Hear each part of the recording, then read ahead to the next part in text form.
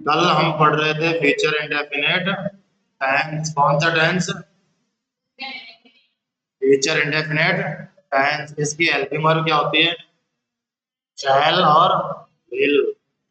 अब आज हम थोड़ा सा एक हल्का सा रिवीजन कर लें भाई। मुझे ये बताओ कि कौन कौन से टेंस होते हैं जिनमें हेल्पिंग वर्ब का प्रयोग नहीं होता है? कौन कौन से? हाँ, प्रेजेंट, पास्ट। टेंस कितने प्रकार के होते हैं? प्रेजेंट, पास्ट और। अब ये जो टेंस होता है फ्यूचर टेंस को क्या बोलते हैं? Modal tense. क्या बोलते हैं? टेंस हो गए हमारे तीन प्रकार के, प्रेजेंट, पास्ट और फ्यूचर। अब हमारे दो होते हैं प्रेजेंट। प्रेजेंट में होता है एक सिंपल और एक होता है, इन दोनों में हम हेल्पिंग वर्ब का प्रयोग तो किसका प्रयोग करते हैं? वर्ब के फर्स्ट फॉर्म में एस या ए से वर्ब की फर्स्ट फॉर्म। और इधर किसका प्रयोग करते हैं? ये आगे समझ में। अब हेल्पिंग वर्ब बोलो चलो। Do. Do does plus verb की। इधर बताओ, इधर बताओ क्या होती है? डेड प्लस वर्ब की सेकंड फॉर्म। सेकंड फॉर्म या फर्स्ट फॉर्म? कौन सी? First form. कौन सी फॉर्म? अगर सेकंड फॉर्म आ गई तो वो गलत हो जाएगी। समझ गए? डेड के साथ फर्स्ट फॉर्म। फिर देखो, ये हो गई हमारी किसकी? इंडेफिनिट की। अब कौन सा आएगा? कंटिन्यूअस। बताओ, हेल्पिंग वर्ब बताओ। H M R plus verb की फर्स्ट फॉर्म में आई एन जी। इधर बताओ, हेल्पिंग वर्ब बताओ। या वर्ब। आगे देखो भाई, वर्ब की कौन सी फॉर्म लगेगी इसमें कंटिन्यूअस में? वर्ब की फर्स्ट फॉर्म में आई एन जी। आगे क्या आएगा? कौन सा टेंस है आगे? कौन सा? हेल्पिंग वर्ब बताओ। बोलो, हैज प्लस वर्ब की फर्स्ट फॉर्म, थर्ड फॉर्म। कौन सी फॉर्म? और इधर बताओ, इधर हेल्पिंग वर्ब कौन सी फॉर्म? प्लस वर्ब की, यानी कि परफेक्ट आ गया तो वर्ब की। आगे देखो कौन सा आएगा? Perfect continuous. कौन सा?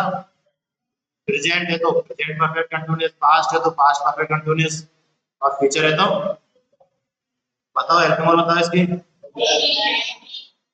हैज बीन और हैव प्लस वर्ब की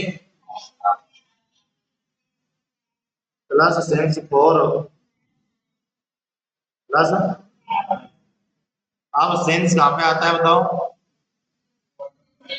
point of time. Point of, यानी कि वह समय जिसे हम घड़ी में दर्शा सकें, दिखा सकें, किसका प्रयोग करेंगे? टेंस का। और फोर का प्रयोग पीरियड ऑफ टाइम, यानी कि अनिश्चित समय के लिए। अच्छा, ये बताओ पास्ट परफेक्ट कंटिन्यूअस की हेल्पिंग वर्ब हैड बीन। यानी कि ये देख लो तुम, ये जैसे कि इंडेफिनिट आ गया तो वर्ब की फर्स्ट फॉर्म आएगी, कोई सा भी इंडेफिनिट हो। कंटिन्यूअस आ गया तो ये कॉमन है, वर्ब की फर्स्ट फॉर्म में आएगी, कोई सा भी कंटिन्यूअस हो। अगर परफेक्ट आ जाए, चाहे प्रेजेंट, पास्ट, फ्यूचर, कोई सा भी हो, वर्ब की कौन सी फॉर्म? Third form. फर्स्ट किसने कहा?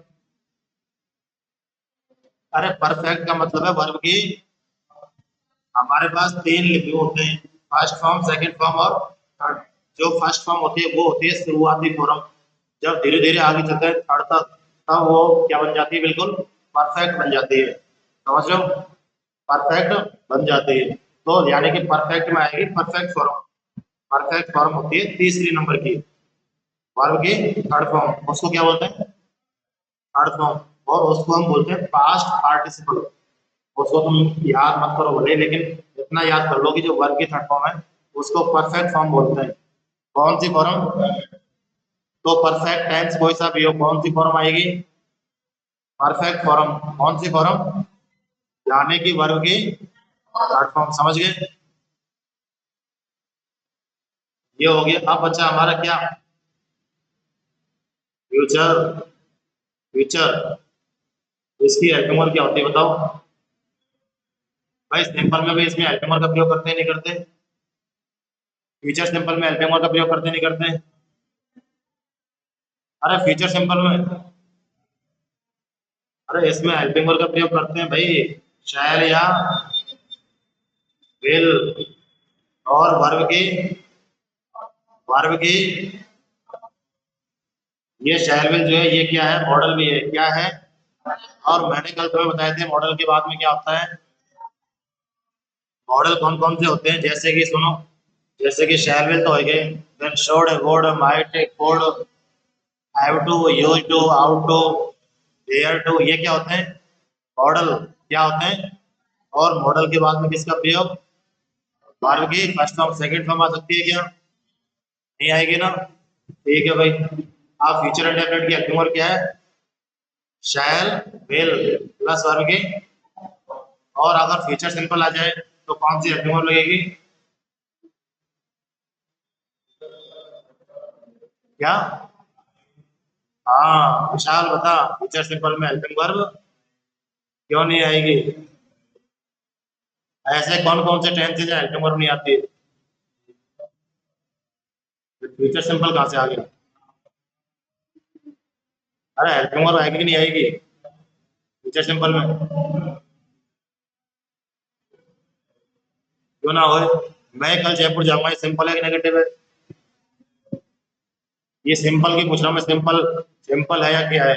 इंडेफिनिट मतलब इंडेफिनिट टेंस का प्रकार है। इसमें फिर चार प्रकार के वाक्य आते हैं, सिंपल यानी कि अफर्मेटिव, नेगेटिव, इंटरोगेटिव और इंटरोगेटिव नेगेटिव। तो मैं ये पूछ रहा हूँ तुमसे, जैसे कि मैं कल जयपुर जाऊंगा, ये सिंपल वाक्य है कि नेगेटिव है कि इंटरोगेटिव है, सिंपल है ना। तो इसमें हेल्पिंग वर्ब लगेगी नहीं लगेगी, लगेगी नहीं लगेगी, लगेगी। फ्यूचर सिंपल में हेल्पिंग वर्ब लगेगी। सिर्फ दो ही टेंसों में हेल्पिंग वर्ब नहीं लगती है, किस किस में, प्रेजेंट इंडेफिनिट का सिंपल और पास्ट इंडेफिनिट का सिंपल। समझ गए, समझे कि नहीं समझे।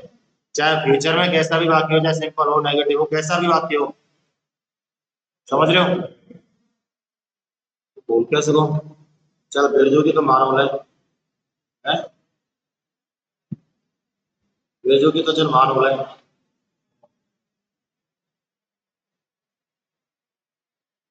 जो घर पढ़ेगा वो कभी नहीं भूल सकता इस चीज को। हाँ चलो बताओ, फ्यूचर इंडेफिनिट की हेल्पिंग वर्ब हो गई शैल विल, और कंटिन्यूअस की शैल बी और विल बी, और परफेक्ट की बताओ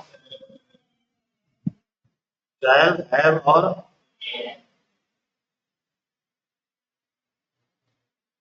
और इसकी बताओ फ्यूचर परफेक्ट कंटिन्यूअस की,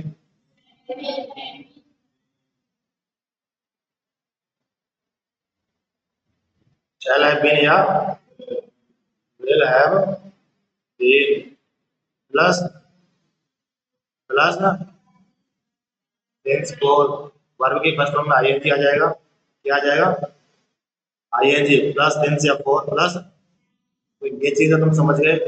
इस फीचर के अंदर भी हमने क्या पढ़ लिया है अभी तक, इंडेफिनिट क्या पढ़ा है अभी तक, ये हमने पढ़ लिया। अब क्या पढ़ेंगे, फीचर कंटिन्यूअस, कंटिन्यूअस की हेल्पिंग वर्ब हेडिंग डाल लो भाई, हेडिंग डाल लो, फीचर कंटिन्यूअस।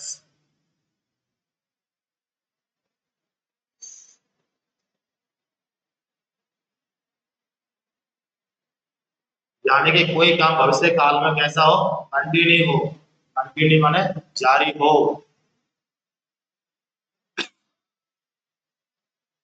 हाँ भाई देखो इधर, फ्यूचर कंटिन्यूअस, इसकी पहचान क्या होती है, रहा होगा, रही होगी, और रहे होंगे, एक गाना है ना, रहा होगा रही होगी। तो ये कौन सा है टेंस, फ्यूचर परफेक्ट, कौन सा टेंस है, परफेक्ट है क्या, नहीं, कौन सा है फ्यूचर कंटिन्यूअस। ये है इसकी पहचान, यानी कि जो कार्य फ्यूचर में जारी है उसको बोलते हैं फ्यूचर कंटिन्यूअस। इसकी हेल्पिंग वर्ब बताओ भाई, हेल्पिंग वर्ब शैल बी और विल बी प्लस वर्ब की फर्स्ट फॉर्म में आईएनजी। अब मैंने तुम्हें एक चीज बताई थी कि मॉडल के बाद में क्या आता है, मॉडल के बाद वर्ब की फर्स्ट फॉर्म आती है। तुम ये देखो, ये जो शैल और विल है ना, ये तो हो गए मॉडल, और ये जो बी है ना, ये क्या है, बी वर्ब की फर्स्ट फॉर्म। बी क्या है, वर्ब की फर्स्ट फॉर्म। फिर उसके बाद ये आगे आईएनजी। समझ गए इस चीज को, यानी कि मॉडल के बाद हमेशा वर्ब की फर्स्ट फॉर्म ही आती है। अब ये हो गया विल भी और शैल भी, तो इसके बाद में क्या आ जाएगा, वर्ब की फर्स्ट फॉर्म में आईएनजी। समझ गए इस चीज को। कहीं तुम यूं कहो कि मॉडल के बाद में तो आईएनजी आई है, नहीं, मॉडल के बाद में तो वर्ब की फर्स्ट फॉर्म ही आई है, लेकिन इस बी के बाद में क्या आ गया फिर, आईएनजी। समझ गए। कंटिन्यूअस में हमेशा कौन सी वर्ब आएगी, आईएनजी फॉर्म, फर्स्ट फॉर्म में। एग्जांपल लिखो चलो।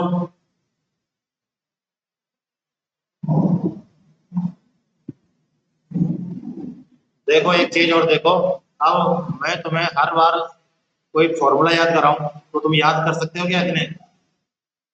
मतलब टेंस होते हैं, तीन प्रत्यय के होते हैं, चार चार लोग, फिर उन चार में भी चार चार प्रकार के वाक्य होते हैं, तो फॉर्मूला हो जाता है बहुत ज्यादा। जैसे कि बहुत से ऐसे बोलते हैं कि सब्जेक्ट, फिर शायद भी विल भी लगाओ, फिर वर्ब लगाओ, मतलब वो क्या करते हैं, जैसे हेल्पिंग वर्ब चेंज होती है फॉर्मूला चेंज कर देते हैं। अपन को ऐसा नहीं करना, अपन को सिर्फ एक ही फॉर्मूला याद करना है।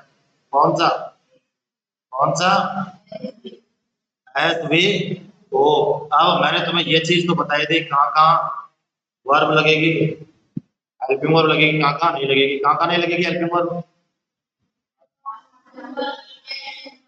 और फ्यूचर सिंपल, फ्यूचर सिंपल में लगेगी। ये क्लियर हो गया ना, क्लियर हो गए। हाँ भाई, ये वर्ब होती है कितने प्रकार की, कौन सी, इसमें हेल्पिंग वर्ब लगेगी क्या, लगेगी ना। क्या होती है इसकी हेल्पिंग वर्ब, शैल भी और विल भी, ठीक है। अब मेन वर्ब की कौन सी फॉर्म आएगी इसमें, ये चीज तुम समझ गए। यानी कि हमको सिर्फ क्या याद रखना है, एस बी, समझ गए। ये फॉर्मूला पूरे टेंस का एक ही फॉर्मूला है बस। अब हाँ वाक्य लिखो, एग्जाम्पल।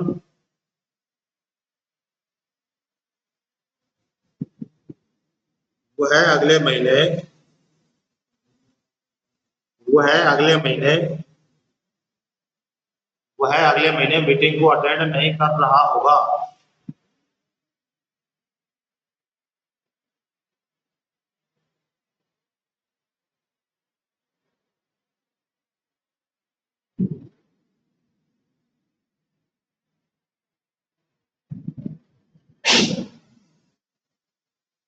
अटेंड को हिंदी में क्या बोलते हैं, अटेंड, मीटिंग को अटेंड नहीं कर पा रहे, अटेंड ही लिख लो, अपन को इंग्लिश तो पढ़नी है। वो है अगले महीने मीटिंग को अटेंड नहीं कर रहा होगा। अटेंड यानी कि एक तरीके से ज्वाइन। जैसे कि मान लो अगले महीने मेरी मीटिंग है जयपुर में, तो मैं कह रहा हूँ कि मैं अगले महीने मीटिंग को अटेंड नहीं कर रहा हूँ। इसको बनाओ तो भाई एक बार।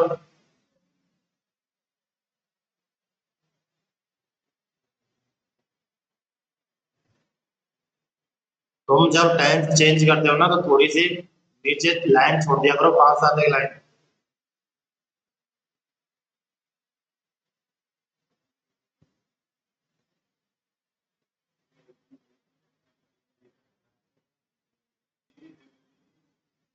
हाँ बोलो कैसे बनाया, ये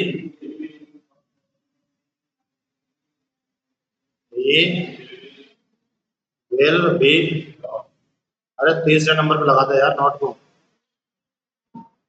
he will not be,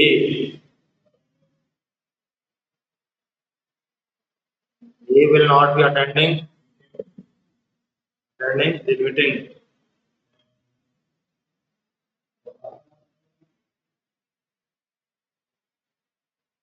next, ये लिख लिया भाई सभी ने, सभी का सही है। नेक्स्ट मंथ, नेक्स्ट मंथ का मतलब क्या होता है, अगले महीने। यानी कि ये दिखा रहा है ना कि ये अगले महीने की बात हो रही है, नहीं भविष्य की बात हो रही है। यानी कि अगर हमारे टेंस में कोई भविष्य सूचक शब्द आ जाए तो उनके साथ हम किसका प्रयोग करते हैं, फ्यूचर टेंस का। इसका, ये सभी का सही है क्या। अब तुम एक चीज याद रखा करो, जो नॉट का प्रयोग करते हैं कहाँ पे करते हैं, हेल्पिंग वर्ब के बाद नहीं, तीसरे नंबर का याद रखो तुम। और जहाँ कोई विशेष परिस्थिति होगी वहां मैं तुमको बता दूंगा। सामान्यतः हम कहाँ यूज करते हैं नॉट का, तीसरे नंबर पर। ये ऐसे नहीं होगा ही विल बी नॉट, ये होगा ही विल नॉट बी। ठीक है, देख लिया सभी ने। अगला लिखो, एक और वाक्य लिखो।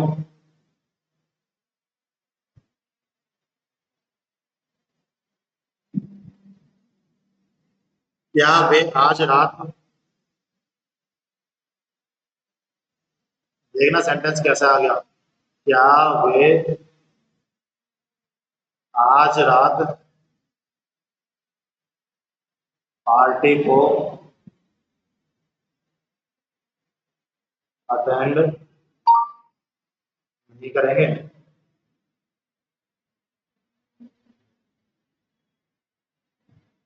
यानी कि अभी जैसे कि हम सुबह बात कर रहे हैं कि क्या आज रात को जैसे कि पार्टी है कोई, तो उसको वो अटेंड नहीं करेंगे, फ्यूचर की बात हो रही है ना।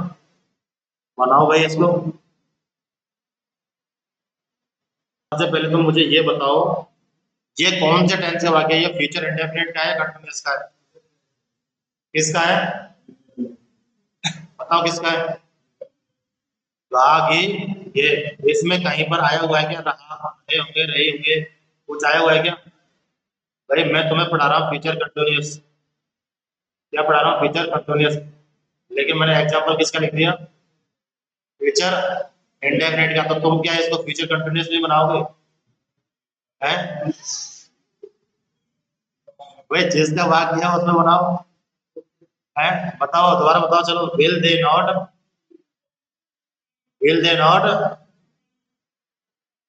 अटेंड द पार्टी,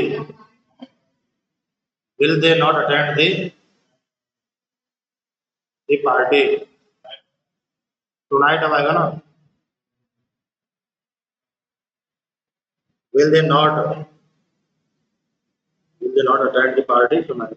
टुनाइट माने क्या होता है, टुडे माने होता है आज, और टुनाइट माने आज रात। और लास्ट में क्या आएगा, क्वेश्चन मार्क। ये टेंस कौन सा था भाई, ये बताना एक बार, कौन सा था फ्यूचर। तो कुछ आए तुम्हारी समझ में। सबसे पहले हमें करनी है पहचान, ठीक है, लिख लो इसको, बनाओ भाई लोगों इसको। अब ये सबसे पहले पहचानो टेंस कौन सा है, कौन सा टेंस है, फ्यूचर कंटिन्यूअस। आ गई समझ में कैसे पहचाना। इसकी पहचान क्या होती है, रहे होंगे, रही होंगी, रहा होगा, इस प्रकार से। तो टेंस हो गया फ्यूचर कंटिन्यूअस। प्रिया भाई बता, हाँ प्रिया बता, है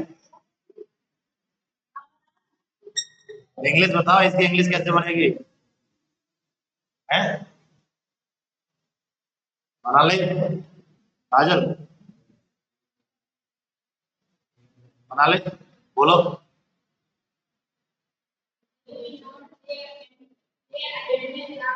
will,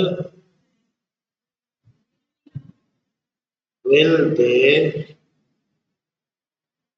not be, will they not be अब attending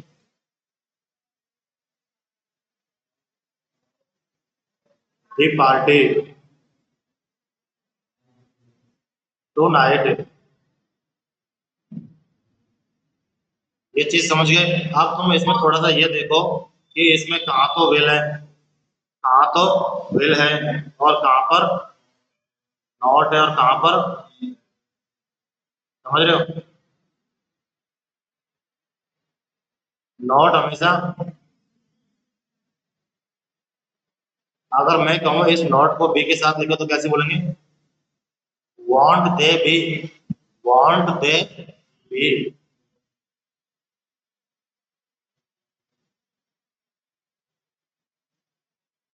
want they be attending the party tonight. आ रही है समझ में? यानी कि ये जो बी है ना, ये बी का स्थान है, ये खिसकता रहता है, और नॉट का स्थान फिक्स है ये, जब तक कि कोई विशेष परिस्थिति नहीं आ जाए। किस किस का सही था ये? क्रम भी सही था क्या? ये बी का क्रम भी सही था क्या? ये थोड़ा सा ऊपर नीचे हो गया था।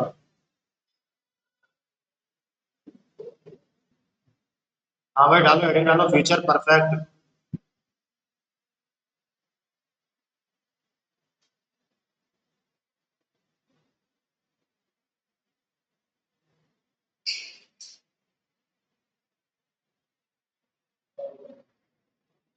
इसकी पहचान क्या होती है फ्यूचर परफेक्ट की? भाई परफेक्ट का मतलब क्या होता है, मुझे सबसे पहले तो ये बताओ। परफेक्ट का मतलब क्या होता है? कंप्लीट। परफेक्ट का मतलब क्या होता है?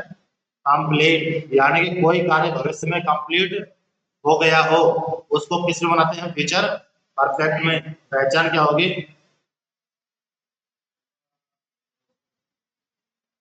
चौका होगा, चौकी होगी।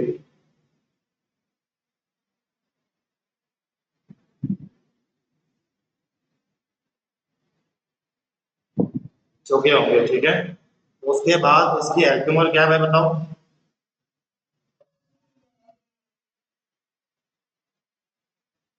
शैल हैव और शैल हैव और विल हैव, इनके साथ वर्ब की फर्स्ट फॉर्म कौन सी फॉर्म? परफेक्ट के साथ इकरार कौन सी फॉर्म आएगी? प्रिया कौन सी फॉर्म? कौन से? समझ गए? लिखो एग्जाम्पल लिखो। मैं 5 बजे तक, मैं 5 बजे तक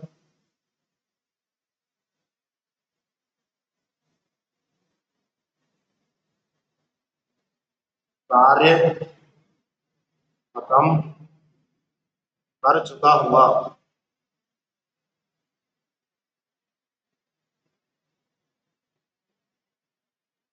ये एक बार बनाओ भाई।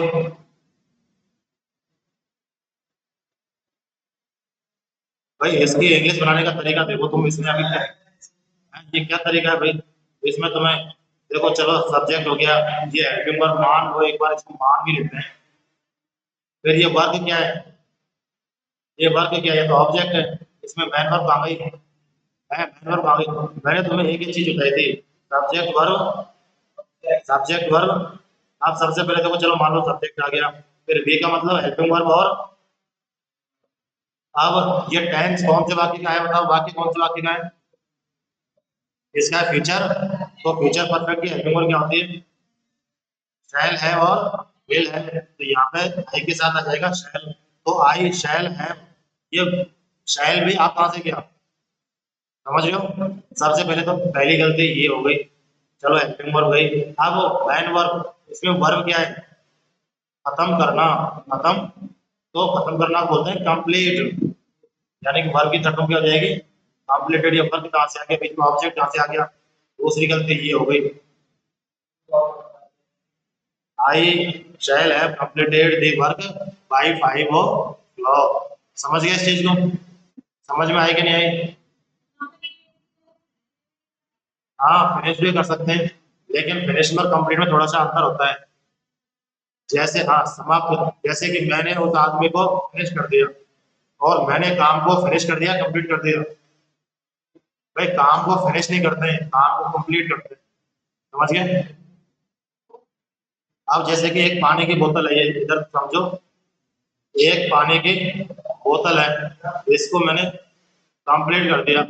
कंप्लीट यानी कि पानी से इसको कंप्लीट कर दिया, या फिर फिनिश कर दिया, यानी कि अर्थ तो इनका दोनों का होता है पूर्ण, लेकिन अलग अलग जगह दोनों का प्रयोग होता है। समझ गए?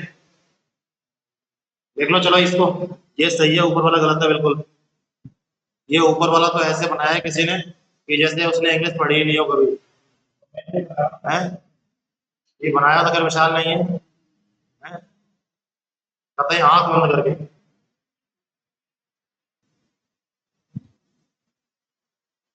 देखो भाई दूसरा वाक्य, मैं कल तक किताब नहीं पढ़ रहा होगा।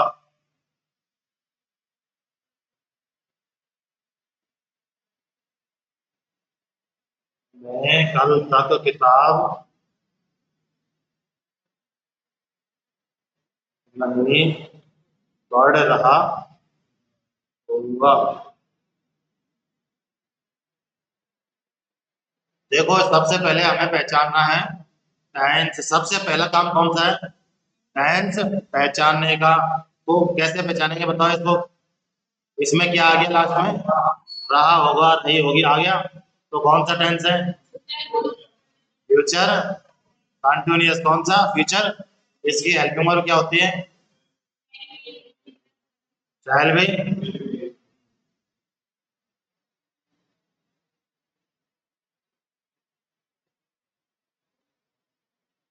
अब ये जो सेंटेंस है मिक्स चल रहा है भाई, मिक्स चल रहे हैं।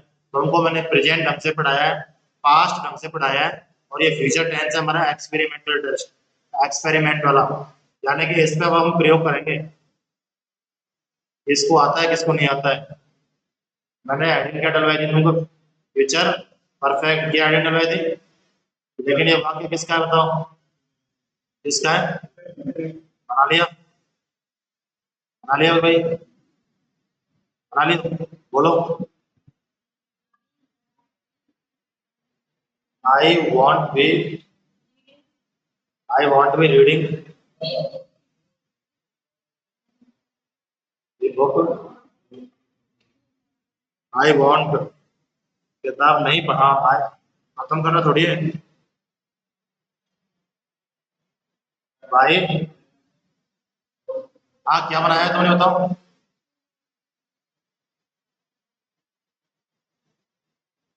किस किसने इस प्रकार से बनाया है? आई वॉन्ट भी मतलब वॉन्ट का मतलब है विल नॉट। वॉन्ट का मतलब क्या है? तुम विल नॉट लिख लो या फिर वॉन्ट लिख लो। ये हाँ सेल का प्रयोग होगा यहाँ पे इसका।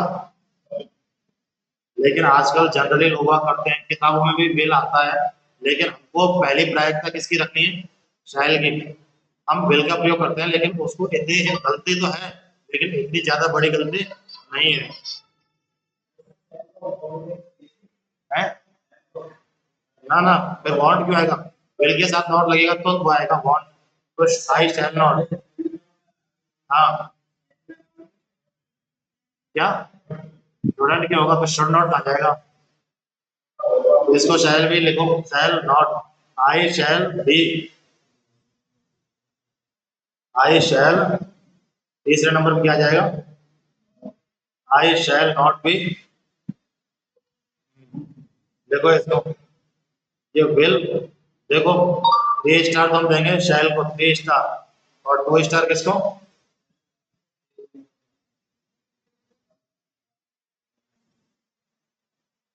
जैसे विल हम नॉट में लगाए ना तो बन गया वांट, और ऐसे ही शैल नॉट, जब शैल में नॉट लगेगा इसका यूज बहुत ही कम होता है, बहुत ही कम। तो क्या बना? शांत, SHANT, शांत। किसी के समझ में भी नहीं आया,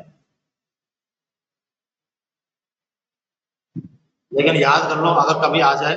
वैसे जनरली मैंने तो कभी बहुत ही रेयर पढ़ा है इसको, अगर आ जाए तो ध्यान रखना। ठीक है।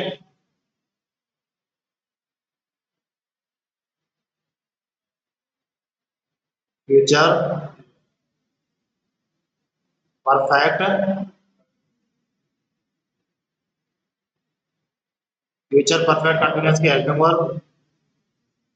इधर देखो भाई, फ्यूचर परफेक्ट कंटिन्यूअस की हेल्पिंग वर्ब शैल,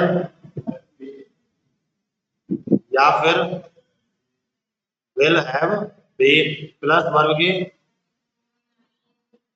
प्लस सिंस 4 प्लस, समझ गए? वही हम सेंटेंस दूसरे प्रकार बनाएंगे, एज भी कोई नया फॉर्मूला नहीं है। एग्जांपल लिखो, अगले महीने तक मैं 5 साल से पढ़ रहा हूँगा। यानी कि कोई बच्चा है जो जयपुर चला गया, तो वो जयपुर में बैठ के कह रहा है कि अगले महीने तक मुझे जयपुर में 5 साल हो गए होंगे। देखो, अगले महीने तक, अगले महीने को बोलते हैं बाय नेक्स्ट मंथ। क्या हुआ? देखो, अगले महीने तक,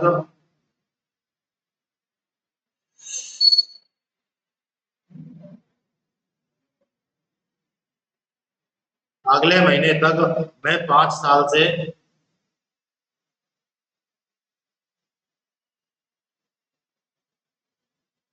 मैं 5 साल से पढ़ रहा हूँगा। पढ़ नहीं पढ़ा, पढ़ा रहा हूँगा। अगले महीने तक मैं 5 साल से पढ़ा रहा होऊंगा। बनाओ भाई, अगले महीने को हम क्या बोलेंगे? By next month, by next month. इसको तुम चाहे आगे लगा लो चाहे पीछे लगा लो, फिर हमारा मेन सब्जेक्ट, मेन एसवीओ चालू हो जाएगा।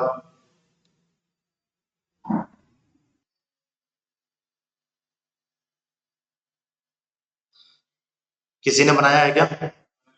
बताओ। आई, हाँ बिल्कुल, हटा के shall have been teaching for या सिंस, फॉर 5 ईयर्स। 5 साल बहुवचन है ना, तो 5 ईयर्स बाय नेक्स्ट। अब इसमें तुम ये देखो भाई, सबसे पहले तो ये बताओ ये किसकी पहचान है? ये कौन सा टेंस है भाई? पहचान करो। Future perfect continuous. कैसे कैसे पहचाना? से रहा है, से रही। भाई अभी तुमने हिंदी लिखी, इंग्लिश में लिखी। से रहा है, से रही है, यानी कि ये आ जाए तो किसका होता है वो? Future perfect. समझ गए इस चीज को? तो फ्यूचर परफेक्ट कंटिन्यूअस की हेल्पिंग वर्ब क्या है? शैल हैव बीन और विल हैव बीन। अब जैसे कि आई और बी आ जाए तो उसके साथ हमारी पहली प्राथमिकता किसका प्रयोग करेंगे? किसका? शैल का। तो देखो, सबसे पहले हम क्या लिखेंगे? सब्जेक्ट। क्या लिखेंगे? सब्जेक्ट हो गया आई। अब हेल्पिंग वर्ब लगाएंगे नहीं लगाएंगे? तो लगा दो, हेल्पिंग वर्ब लगा दो। Shall have, I shall have been, ये पूरी क्या है? Helping verb. हेल्पिंग वर्ब हो गई। आप क्या लगाएंगे? मैन वर्ब लगाएंगे नहीं लगाएंगे? मैन वर्ब क्या है? टीचिंग, यानी कि पढ़ाना। I will have been teaching. First form या ING form? I will have been teaching. अब सिंस आएगा कि फॉर आएगा? फॉर आएगा, बिल्कुल सही बात है। सिंस क्यों नहीं आएगा? क्योंकि ये अनिश्चित समय है। मैं यूं कहूँ कि मैं 5 सालों से पढ़ा रहा हूँ, घड़ी में सेट कर सकते कि 5 साल?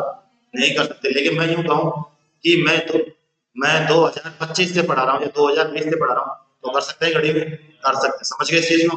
ये क्या है? अनिश्चित समय। तो किसका प्रयोग हुआ है? फॉर का। और सिंस का प्रयोग निश्चित समय के लिए, पॉइंट ऑफ।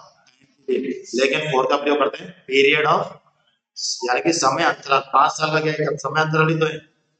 तो 4 5 ईयर। अब देखो 5 क्या है? बहुवचन है, तो ईयर गलत हो जाता। ईयर क्या लिखेंगे?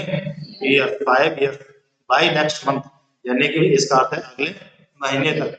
मैं कहूँ 5 बजे तक, तो बाई 5 को मैं कहूँ अगली सुबह तक, बाई नेक्स्ट मॉर्निंग। मैं कहूँ अगली रात तक, तो बाई नेक्स्ट नाइट। मैं कहूँ अगली शाम तक, तो बाई नेक्स्ट इवनिंग। समझ गए इस चीज को? आज थोड़ा सा टाइम कम है, आज वोकेबलरी नहीं पढ़ेंगे। कॉपी में लिखना उस चीज को, लिख लेना भाई।